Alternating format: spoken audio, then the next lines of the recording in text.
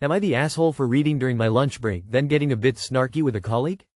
At the school where I work, as well as the main library, we have a mini library in each classroom. During my lunch breaks, I like to sit in my classroom and read a book from my classroom's mini library for about 10 or 15 minutes as it helps me relax ahead of the afternoon. Today, one of my colleagues, not a superior, saw me doing this and accused me of stealing, as the books are for students, not as staff. She said that if I do it again, she'll report me. I don't remove the books from the classroom and I put it back after my short reading time. I don't try to discourage kids from borrowing books, even if it's the one I'm currently reading. I can continue it when the kid brings it back. The students aren't allowed in that part of the building over lunch, so they don't even know I do this. So would have no reason to feel discouraged from borrowing books. Several colleagues, including members of SLT, have come into my classroom to ask me something while I've been reading, and no one has had a problem with it before. I explained all this to my colleague, but she said, there's no excuse for stealing from work. I reminded her that staff can borrow, and even take home, books from the main library, so why wouldn't I be allowed to read books from a mini library, and I asked if there was a rule against it? She said, you shouldn't have to be told that stealing is wrong, and asked whether, if she caught me swiping the school laptop, I'd expect her to turn a blind eye. I laughed at this, I couldn't help it, and asked if she was seriously comparing me reading a book with stealing a laptop. She said, stealing is stealing. I told her to report me if she wants, and it'll give everyone a good laugh. She got angry and told me that stealing is no joke, that my attitude is disgusting, and reiterated that if she finds out I've done this again, she will report me, before walking off. Feel free to disagree, but I still don't think reading one of the school's books over my lunch break is stealing, but I feel a bit bad for being rude to my colleague. Am I the asshole? Not the asshole, your colleagues sound deranged. Get on the front foot and tell your superior what is going on before your colleague does. No doubt she will embellish the story to make what you are doing sound way worse than it actually is. In addition to the personal benefit you are getting from reading, you could also mention that it helps you discuss the material with your students if you are familiar with the books yourself. Not the asshole. Implicitly, by calling it a mini library, the school allows people to borrow books. You were borrowing a book, as intended, for 15 minutes. You weren't stealing, so be proactive with your version of events before your coworker tells everyone you are stealing. I fear for our future if idiots like this are teaching our youth. I wouldn't let this fool teach my dog. Lord, please help us. She does realize that after someone reads words in a book, they don't disappear?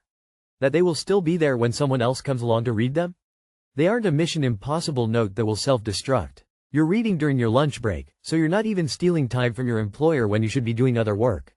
She's a wackadoodle. Not the asshole, but I'd think about reporting her comments to your boss to give them a heads up, just to get ahead of any complaint she makes. Oh dear Lord, not the asshole. This is one of the most ridiculous definitions of stealing I've ever heard. I would have called you superior right then and there and had them come and settle the matter. Problem solved. Not the asshole. Am I the asshole for wearing my wrist brace at work while my coworker has a broken wrist? Okay, so this is so weird. I, 24F, work as a cashier at a sub place, and my coworker last week broke her wrist falling on the ice, so she is in a cast.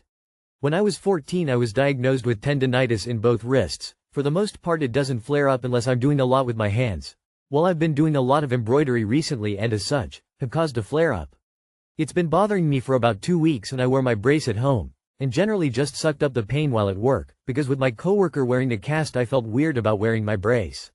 Well, yesterday it was bad enough I had to wear it at work. As I'm putting my stuff down and getting ready to start my shift, another one of my coworkers, who I'll call Lisa, started to glare at me and asked in the usually snobby tone she uses with me, "What is that for?" So I told her about my tendinitis and what it was. She then started to get huffy like I was making it up.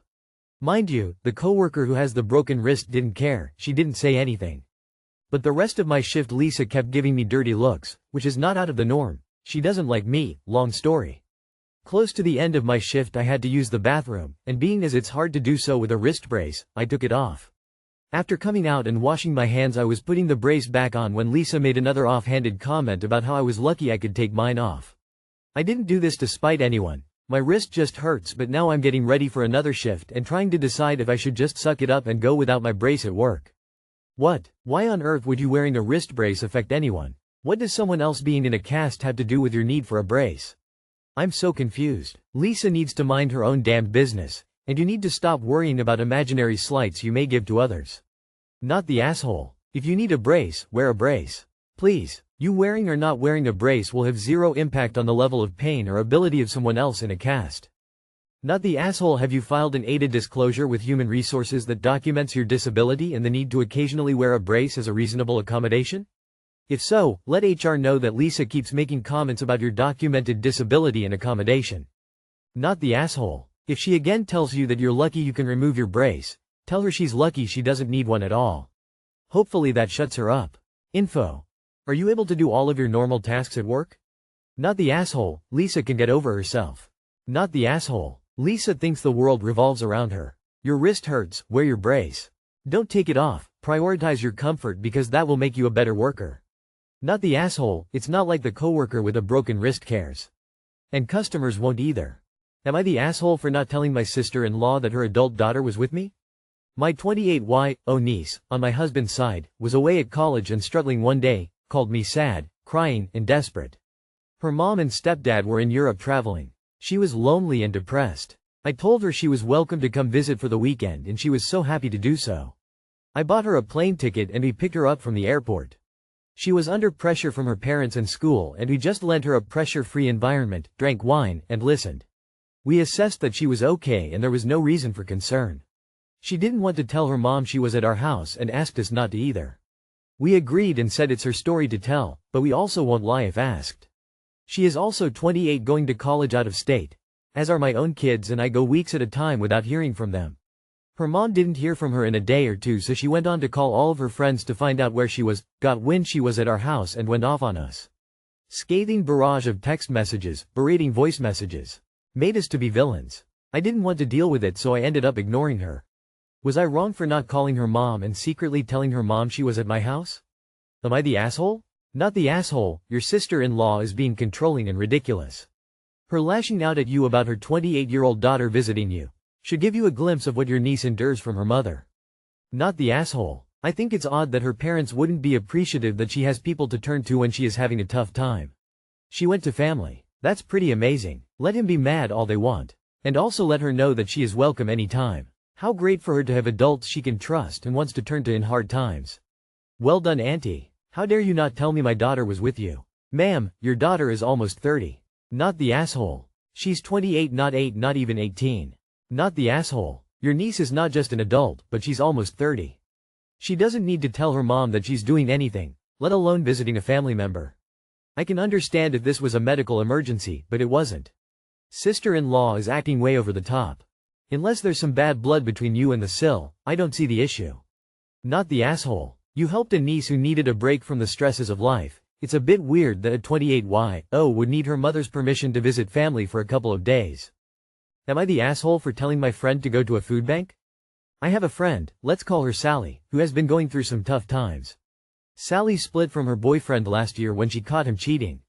They had been together for over 2 decades, and he was very wealthy. Sally was a homemaker while they were together, and when they split she was left with literally nothing. Since the split she has been relying on the kindness of friends to get by. She has mostly been staying with one friend in particular, but lots of her friends have been pitching in to help meet her needs. Currently she is attempting to support herself by trying to find work as a freelance artist, which she refers to as hustling. Most of the money she makes immediately goes back into art supplies. I live in a different state from her currently, and am barely scraping by myself, with a child to care for, so I have not been able to help her financially. Instead, I just try to be a sympathetic ear for her to vent to, and I've let her know that I don't mind her venting to me. It is also important to note that when she was with her ex, they would often help their friends make ends meet financially. She has helped me and my family more than once. Yesterday we were talking on the phone, and she mentioned that she couldn't afford food. She said that for the past few days, she's barely eaten anything, and she doesn't want to ask the friend she is staying with for food, because she feels like that friend is already doing too much. I mentioned that she should try looking into some local food banks in her area, and she became extremely offended. She said, you just think that with all the people I've helped over the years that I wouldn't have to turn to that. It's embarrassing. I told her that I wish I could help her myself, but that I only have $100 until next payday, and I have to put my child first. I offered to help her by doing some Googling for her about her options, but she insisted that taking food from a charity was embarrassing and unacceptable. I reminded her that everyone goes through difficult times, and it's not embarrassing to ask for help. I asked her if she looked down on her friends who had needed help over the years, and she said that she didn't, but that she just wasn't used to being the person in need.